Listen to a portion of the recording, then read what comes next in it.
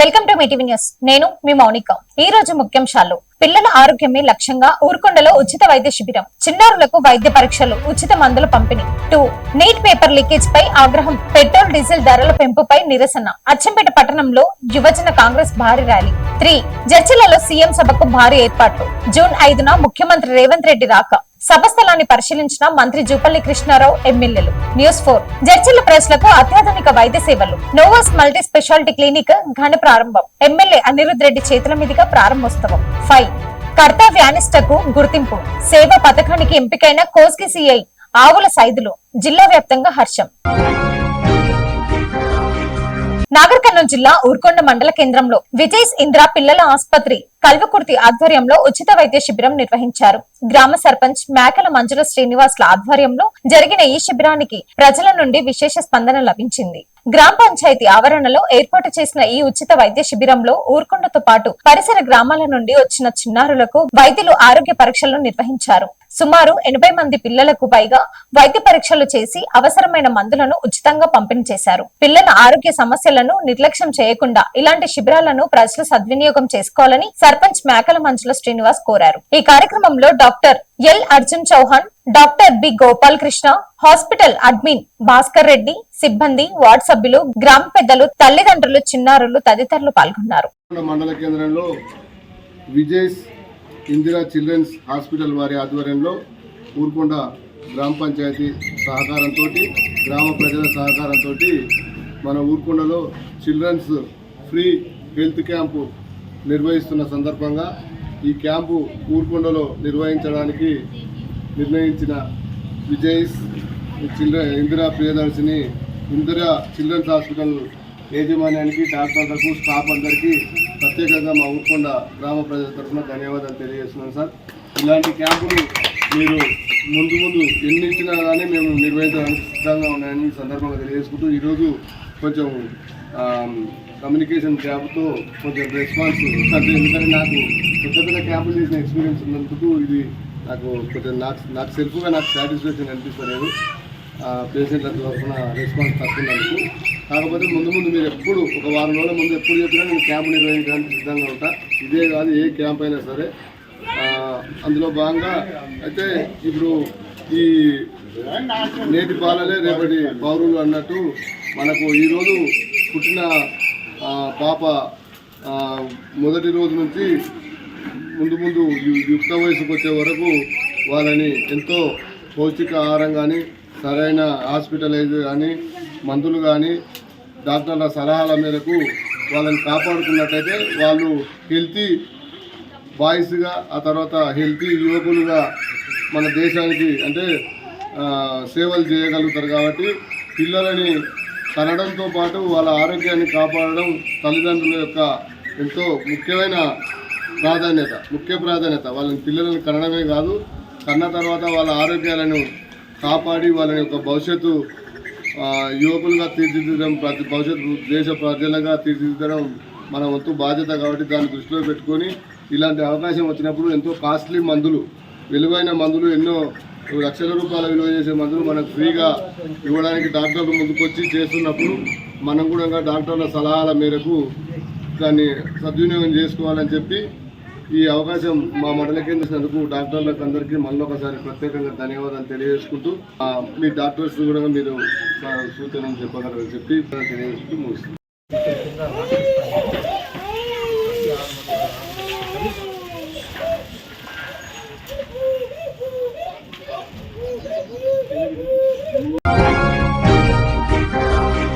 కేంద్ర బీజేపీ ప్రభుత్వ పాలనలో జరిగిన నీట్ పేపర్ లీకేజ్ ఘటనతో పాటు పెరిగిన పెట్రోల్ డీజిల్ ధరలకు నిరసనగా యువజన కాంగ్రెస్ ఆధ్వర్యంలో నాగర్ కర్నూలు జిల్లా అచ్చంపేట పట్టణంలోని భారీ నిరసన ర్యాలీ నిర్వహించారు. ఈ నిరసన కార్యక్రమంలో జాతీయ యువజన కాంగ్రెస్ అధ్యక్షులు ఉదయ్ భాను, తెలంగాణ రాష్ట్ర యువజన కాంగ్రెస్ అధ్యక్షులు జక్కిడి శివచరణ్ రెడ్డి, స్థానిక ఎమ్మెల్యే డాక్టర్ చిక్కుడు వంశీకృష్ణ, రాష్ట్ర యువజన కాంగ్రెస్ కార్యదర్శి జిట్ట రామకృష్ణ సునీల్ తదితరులు పాల్గొన్నారు. కేంద్ర ప్రభుత్వం విద్యార్థుల భవిష్యత్తుతో ఆటలాడుతుందని, నీట్ పేపర్ లీకేజ్ కి బాధ్యత వహించాలని నాయకులు డిమాండ్ చేశారు. అలాగే పెట్రోల్ డీజిల్ ధరల పెంపుతో సామాన్య ప్రజలపై భారం పడుతుందని ఆరోపిస్తూ కేంద్ర ప్రభుత్వానికి వ్యతిరేకంగా నినాదాలు చేశారు. పెద్ద సంఖ్యలో యువజన కాంగ్రెస్ నాయకులు, కార్యకర్తలు ఈ ర్యాలీలో పాల్గొన్నారు. ముఖ్యమంత్రి రేవంత్ రెడ్డి జూన్ 5న జడ్చర్లలో నిర్వహించే బహిరంగ సభలో పాల్గొననున్నారు. ఈ నేపథ్యంలో సభ ఏర్పాట్లు రాష్ట్ర ఎక్సైజ్ పర్యాటక శాఖ మంత్రి జూపల్లి కృష్ణారావు, మహబూబ్ నగర్ ఎమ్మెల్యే యొన్నం శ్రీనివాస్ రెడ్డి, జడ్చర్ల ఎమ్మెల్యే జన్నంపల్లి అనిరుద్ రెడ్డి పరిశీలించారు. గంగాపూర్ రోడ్లోని సభ ప్రాంగణాన్ని సందర్శించి ప్రజాప్రతినిధులు వేదిక, పార్కింగ్, ట్రాఫిక్ నియంత్రణ, త్రాగునీరు, విద్యుత్, భద్రత ఏర్పాట్లపై అధికారులతో సమీక్ష నిర్వహించారు. సీఎం పర్యటన సందర్భంగా ప్రజలకు ఎలాంటి ఇబ్బందులు కలగకుండా అన్ని శాఖలు సమన్వయంతో పనిచేయాలని ఆదేశించారు. సీఎం రాకతో నియోజకవర్గ అభివృద్ధికి మరింత ఊతం లభిస్తుందని ఎమ్మెల్యే జన్నంపల్లి అనిరుద్ రెడ్డి తెలిపారు. ఈ కార్యక్రమంలో జిల్లా కలెక్టర్ ఖుష్బు గుప్తా, ఎస్పీ జానకి, అధికారులు, ప్రజాప్రతినిధులు తదితరులు పాల్గొన్నారు.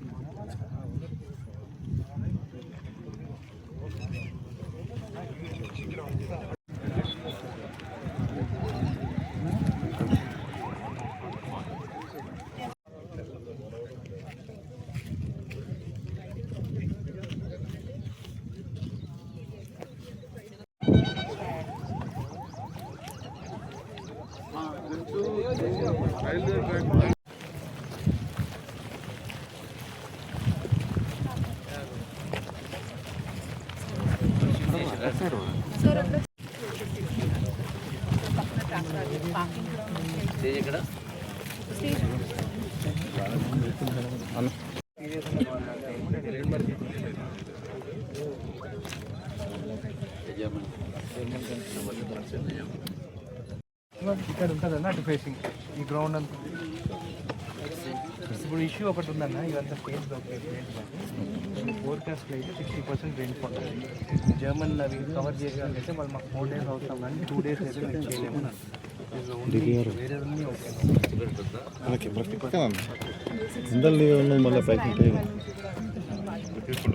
ఈవినింగ్ కదా, ఈవినింగ్ టైం అదే సో వాళ్ళు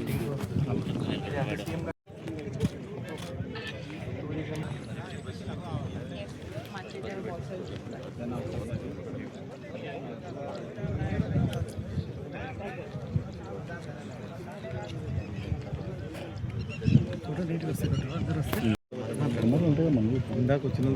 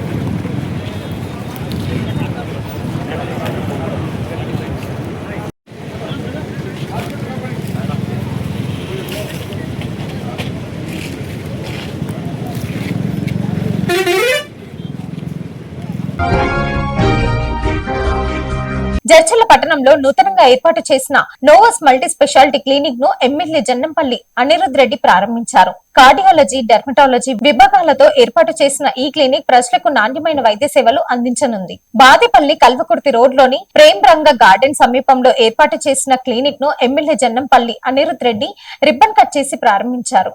ఈ సందర్భంగా ఎమ్మెల్యే మాట్లాడుతూ గుండె, చర్మ వ్యాధులకు సంబంధించిన ప్రత్యేక వైద్య సేవలు స్థానిక ప్రజలకు అందుబాటులోకి రావడం అభినందనీయమన్నారు. Cardiologist doctor Pranay, dermatologist doctor Pratima Nagilli ఆధ్వర్యంలో ఈ వైద్య సేవలు అందించనున్నారు. జడ్చర్ల పరిసర ప్రాంత ప్రజలకు మెరుగైన స్పెషాలిటీ వైద్యం అందించడమే తమ లక్ష్యమని నిర్వాహకులు తెలిపారు. జడ్చర్ల ప్రజలకు నమస్కారాలు. ఫస్ట్ ఈరోజు మనము జూన్ 3వ తారీఖున ఈరోజు మనం నోవస్ మల్టీ స్పెషాలిటీ క్లినిక్ ఓపెన్ చేయడం జరిగింది. ఇందులో కార్డియాలజీ సేవలు మొట్టమొదటిగా ఎవ్రీడే అవైలబుల్గా మనం చేయడం జరుగుతుంది. సో ఇందులో మెయిన్గా మనకు వచ్చేసి ఓపీడీ సేవలు, తర్వాత ఈసీజీ, తర్వాత 2D ఎకో, తర్వాత మనకు అవైలబుల్ ఫార్మసీ, తర్వాత దానికి సంబంధించిన రక్త పరీక్షలు కూడా చేయబడుతున్నాయి. సో దాన్ని చర్చల ప్రజలు సద్వినియోగం చేసుకొని కోరుతున్నాను. అలాగే డర్మటాలజీ సేవలు కూడా, అంటే స్కిన్ స్పెషలిస్ట్ కూడా, మా wife skin specialist, so dermatology OPs కూడా రన్ చేయడం జరుగుతుంది. సో మ్యాక్సిమం మేము పొద్దున 10:30 నుంచి 2:30 వరకు అవైలబుల్ ఉంటాం. దాని తర్వాత ఈవినింగ్ 5:30 to 8:30 కూడా అవైలబుల్ ఉంటాం. సో ధన్యవాదాలు, థ్యాంక్ యూ. కార్డియాలజీ సేవలు ఏ హాస్పిటల్ లేవు, కార్డియాలజిస్ట్ చూస్తారు. Cardiologist available for the first time in Mahabubnagar. అంటే every day 7 days in a week available ఒక్కరమే ఉన్నాం. మామూలు కూడా మీకు హాస్పిటల్ మహబూబ్నగర్లో ఉంది. అది మెయిన్గా ఏంటంటే క్యాథ్లాబ్ సెంటర్. సో అక్కడ స్టెంట్లు కానీ పేస్ మేకర్స్ కానీ ఇట్లాంటివి వేయడానికి అవుతుంది. దానికి పెద్ద క్యాథ్లాబ్ మిషన్ కావాలి. సో ఇక్కడ క్యాథ్లాబ్ మిషన్ అనేది మనం పెట్టలేదు. మనం ఓన్లీ ఓపీడీ సేవలు మాత్రమే రన్ చేస్తాం. ఇక్కడ సర్జరీ కూడా చేస్తారా? ఇక్కడ ఉండదు, ఓన్లీ క్లినిక్. సర్జరీస్ పని కూడా ఓకే, థ్యాంక్ యూ.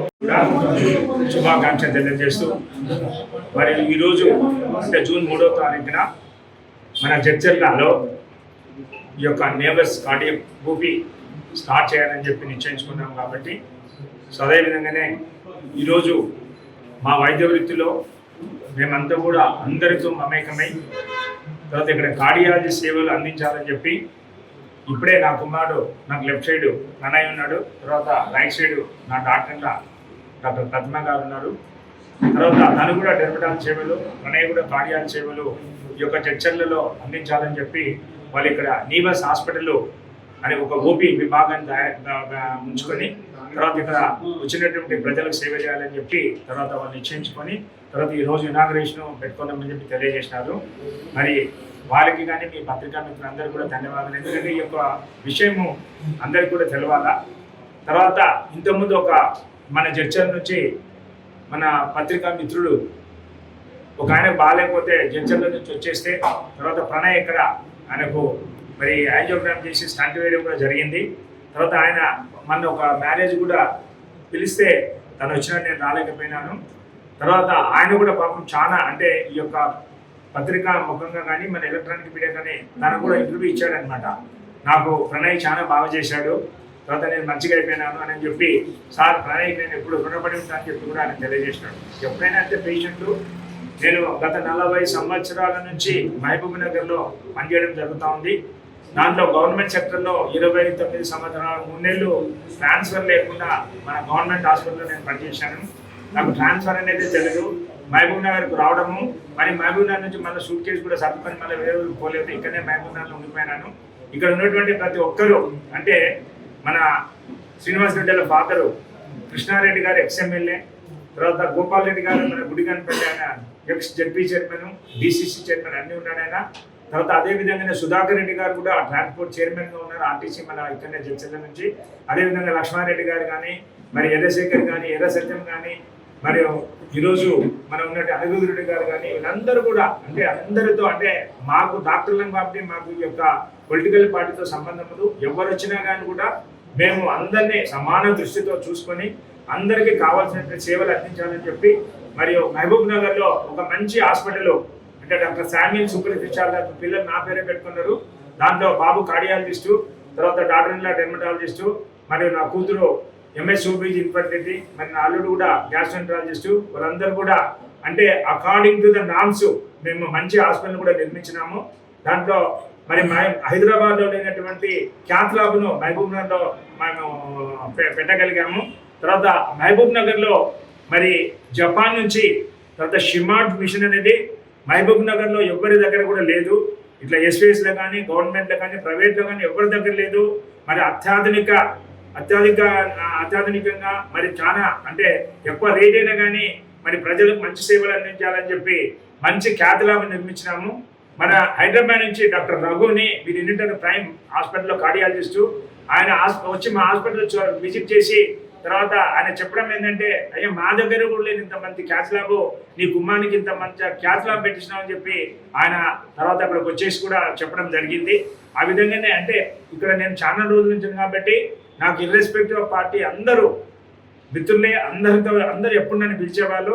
కానీ ఇక్కడ మహబూబ్ నగర్లో ఎవరు సీఎంలు వచ్చినా కానీ కూడా మరి టీం లీడర్ ఓన్లీ డాక్టర్ సామీలే అందరికీ అనమాట. అంటే నేను ఎప్పటి నుంచో ఉన్నా కాబట్టి ఏ సీఎం వచ్చినా కానీ కూడా మరి టీం లీడర్ డాక్టర్ సామీల్ని అనుకొని వాళ్ళు అంటే నమ్మకంతో డాక్టర్ సామీల్ అయితేనే మేనేజ్ చేయగలడు అని చెప్తే తర్వాత పోవడం జరిగింది.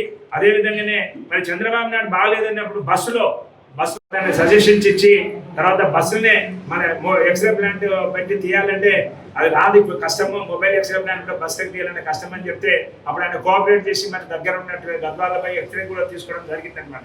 ఈ విధంగా అందరితో మొత్తము ఎవరు వచ్చినా కానీ కూడా వాళ్ళ వెంటపోయింది. నాట్ ఓన్లీ వాళ్ళ అబ్దుల్ కలాం సార్ మన జడ్చర్లు వచ్చినా కానీ president of India PV Narasimha Rao తాత గారు గద్వాల బాగపుల్లారెడ్డి ట్రైన్లో ఆయనతో పాటు పోవడము, తర్వాత వాళ్ళకు అంటే వైద్య సూచనలు ఇచ్చుకుంటూ వాళ్ళకి ఏముండాలని చెప్పి ఆ విధంగా నేను పనిచేసుకుంటూ ఈ యొక్క మహబూబ్ నగర్ జిల్లాలో నేను అంత మంచి పేరు తీసుకొని వచ్చేసి మరి ఈ రోజు అందరి మద్దతు పొందినాను. అందరి మహబూబ్ నగర్ డిస్ట్రిక్ట్ ప్రజలందరూ నేను ఎప్పుడు ఎల్లవేళలా అండగా ఉంటానని చెప్పి ఎప్పుడు వచ్చినా కానీ కూడా అర్ధరాత్రి కానీ ఎప్పుడైనా కానీ ఫోన్ చేస్తే మీరు వస్తే కానీ లేచి నేను చూస్తాను, నేను ఎప్పుడు కూడా తీసుకోను. నాకు గవర్నమెంట్లో పనిచేసి అలవాటు అయిపోయింది అనమాట. ఎప్పుడు వచ్చినా కానీ కూడా పేషెంట్లకు సేవ చేయాలని చెప్పి అందుకే ఆ విధంగానే వీళ్ళని కూడా మీరు ట్రైన్ కావాలా, మీరు మంచి పేరు తెచ్చుకోవాలని చెప్తా ఉంటా. అందుకనే మా హిపోక్రటిస్ లో ఒకటే ఉందన్నమాట మాకు, I will serve to the nation without caste creed religion. అంటే మాకు కులము మతము ఏమి సంబంధం లేదు. మా యొక్క వృత్తి ప్రకారము మేము ఎవరు వచ్చినా కానీ కూడా అందరికీ వైద్య వృత్తిలో మేము సేవలు అందించాలని చెప్పి ఆ విధంగా ముందుకెళ్ళాలని చెప్పి నేను పిల్లలు కూడా చెప్తా ఉంటాను. ఆ విధంగానే వీళ్ళు సహకరిస్తారని చెప్పి తెలియజేస్తూ మరి మీ డాడీ తర్వాత మీ మామ మరి మీ మామ ఎట్లా మంచి పేరు తెచ్చుకున్నారో మీరు కూడా అదే విధంగానే అంటే నన్ను మించి ఇంకా మీరు మంచి పేరు తెచ్చుకోవాలా. ఎవరైనా కానీ అంటున్నారో తనేడు తండ్రి కన్నా ఎక్కువ ఉండాలని చెప్పి నేను ఆ విధంగానే నా పిల్లలు నాకన్నా ఎక్కువ ఉండాలని నేను కోరుకుంటాను. అందుకే వాళ్ళకి ఒక మంచి హాస్పిటల్ కూడా తయారు చేసి మరి ఇక్కడ జడ్చర్లో కూడా ఓపీ పెట్టుకుంటామంటే మంచిదని చెప్పి తెలియజేసినాను. అందుకని చెప్పి ఈ యొక్క మీ అందరికీ పత్రికా మిత్రులందరికీ ప్రెస్ వాళ్ళకి అందరికీ కూడా నేను ధన్యవాదాలు తెలియజేస్తా ఉన్నాను. మరి ఈ యొక్క అవకాశాన్ని సద్వినియోగం చేసుకోవాలని చెప్పి మీరు మీడియా ద్వారా ఈ యొక్క జడ్చర్ల ప్రజలందరికీ కూడా మీరు తెలియజేయాలని చెప్పి నేను తెలియజేస్తూ ఈ అవకాశం ఇచ్చినటువంటి ఈ యొక్క చర్చల ప్రజలందరికీ నేను మరి ఒకసారి ధన్యవాదాలు తెలియజేస్తాను. నేను మామూలుగా అయితే మా అమ్మ చదువు రాదు. యాక్చువల్గా మా ఇంట్లో మా అన్న ఉన్నవాడు, నాకన్నా పెద్ద ఆయన. ఈ మెంట్ విత్ అంటే యాక్సిడెంటల్గా డ్రమాటిక్ పారాప్లీజియా వచ్చింది. డ్రమాటిక్ పారాప్లీజియా వస్తే మేము అప్పుడు ఇవన్నీ లేవు. తర్వాత ఎడ్ల బండ్లో తీసుకుపోవడం హాస్పిటల్కి, తర్వాత గుర్ర బండ్లో తీసుకుపోవడం, ఈ విధంగా గవర్నమెంట్ హాస్పిటల్లో చేసేటప్పుడు అక్కడ నేను గవర్నమెంట్ జనరల్ హాస్పిటల్లో చూసినప్పుడు అందరూ అంటే మా సీనియర్స్ వాళ్ళు బాగా కోట్ వేసుకొని తర్వాత షూ వేసుకొని టకాటకపోతుంటే ఆ యొక్క షూ సౌండ్స్ విని తర్వాత అది ఇంత బాగుంటుందా మెడికల్ వృత్తిని అని చెప్పి ఆ విధంగా నేను ఉండి మా అమ్మకు చదువు రాకపోయినా మా అమ్మకు చదువు రాదు, బొటన్ వేలు గుర్తేస్తుంది. మా నాన్న నేను 1981లో ఎంబీబీఎస్ చేస్తుంటే కూడా చనిపోయినాడు. అయినా కానీ అప్పటికి డమ్మీ ఎగ్జామ్ పెడితే డమ్మీ ఎగ్జామ్లో నేను మెడిసిన్లో మన గైనిక్లో ఫస్ట్ వచ్చాను. అప్పుడు మా ప్రొఫెసర్ నేను ఎగ్జామ్ రాయడమని చెప్పి వెంకటస్వామి ఆయన ఉన్నాడు. ఆయన నన్ను రోజు ఎగ్జామ్ నేను చదవాల్సిన అవసరం లేదు, నేను ఎగ్జామ్లో తింటా అని చెప్పి ఆయన కార్లో తీసుకుపోయి 6 రోజులు ఇప్పుడు పేపర్కు ఒక రోజు సెలవు ఇస్తున్నారు. అప్పుడు అటు కూడా ఉండేది కాదు. మండే స్టార్ట్ అయితే సాటర్డే వరకు మేము ఎగ్జామ్ రాయాల్సిందే. ఆ విధంగా అంటే నన్ను ఎంకరేజ్ చేసినారు.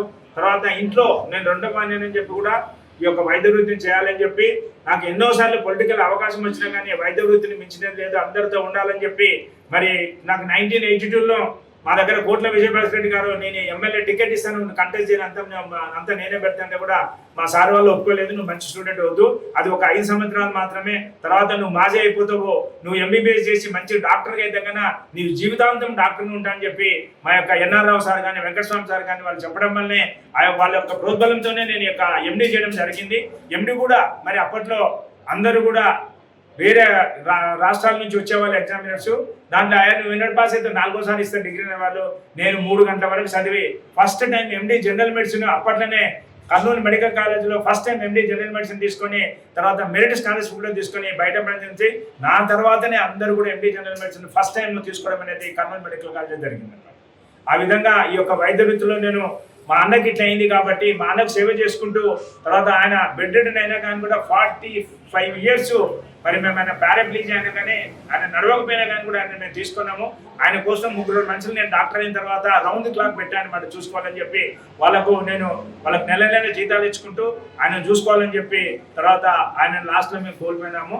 ఆ విధంగా అంటే నాకు వైద్య వృత్తిలో అంత వచ్చింది. వైద్య వృత్తిలో ఏంటంటే చాలా నేను యంగ్ వచ్చినప్పుడు కూడా చెన్నారెడ్డి గారు సీఎంగా వస్తే మహబూబ్ నగర్కు రామచంద్రెడ్డి సార్ ఇంట్లో మనం డిన్నర్ అంటే లంచ్ అరేంజ్ చేశారు.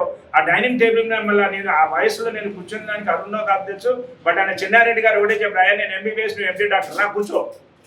చెన్నారెడ్డి గారు సీఎం అనమాట. ఆ విధంగా నన్ను వాళ్ళందరూ కూడా చేశారు.